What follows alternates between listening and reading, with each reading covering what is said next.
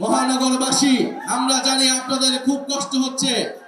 বাংলাদেশের ইতিহাসে লোডশেডিং এর ইতিহাসের রেকর্ড ভেঙেছে এই সরকার মাত্র 5 মাসে। আমরা 2001 থেকে 6 এর ঘটনা জানি। লোডশেডিং কিভাবে হয়েছিল, কিভাবে খাম্বা ছিল কিন্তু বিদ্যুৎ ছিল না। আমরা একই রকম দেশ আবারও দেখতে পাচ্ছি। দেশে বিদ্যুৎ নাই, গ্যাস নাই, জ্বালানি নাই। গ্যাসের দাম বাড়ানো হয়েছে, তেলের দাম বাড়ানো হয়েছে, ভুতুরে বিল আসছে। বিদ্যুৎ একদিকে নাই, অন্যদিকে ভুতুরে বিল আসছে সকলের বাসায়। এই হচ্ছে দেশের পরিস্থিতি। তখন আমরা দেখতে পাচ্ছি যে তেলকে বেসরকারীকরণ করা হচ্ছে।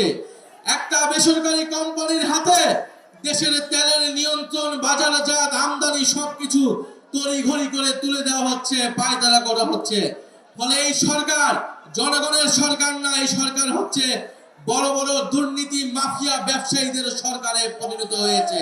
তারা বলেছিল নির্বাচিত সরকার আসলেই দেশের সব সমস্যার সমাধান হবে, রাজনৈতিক সরকার আসলেই দেশের আইন শৃঙ্খলা ঠিক হয়ে যাবে, দেশের অর্থনীতি ঠিক হয়ে যাবে।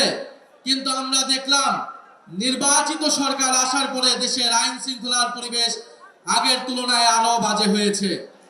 দেশের চাঁদাবাজি আগের তুলনায় আরো বেড়েছে, দেশের দুর্নীতি আগের তুলনায় আরো বেড়েছে।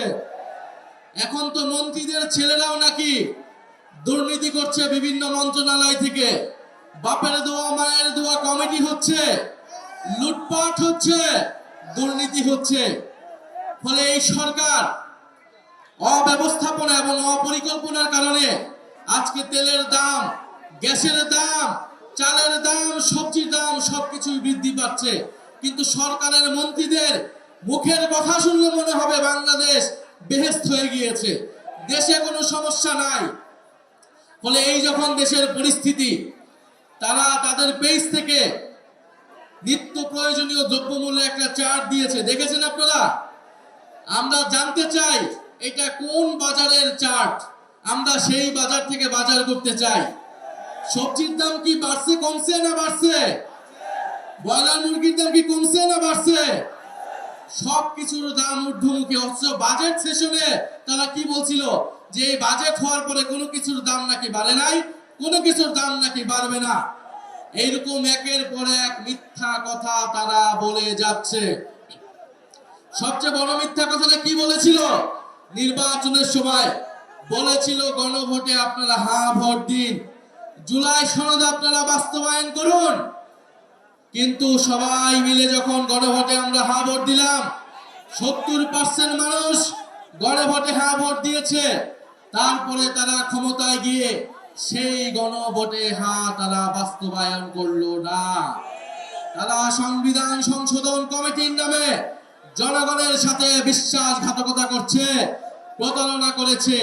ফলে এই সরকারকে আমরা একটা প্রতারক সরকার বলতে পারি, একটা বিশ্বাসঘাতক সরকার বলতে পারি, যারা এই দেশের জনগণের সাথে, জুলাই গণ অভ্যুত্থানের সাথে, হাজারো শহীদদের সাথে প্রতারণা করে ক্ষমতায় এসেছে।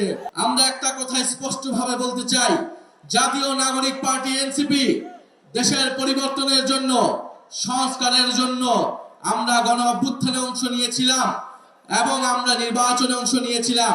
আমরা আপনাদেরকে বলেছিলাম যে গণভোটে হ্যাঁ ভোট দিন, হ্যাঁ ভোট দিলে দেশের সংস্কার হবে, পুলিশের সংস্কার হবে, বিচার ব্যবস্থার সংস্কার হবে, স্থানীয় সরকারের সংস্কার হবে, মিডিয়ার সংস্কার হবে।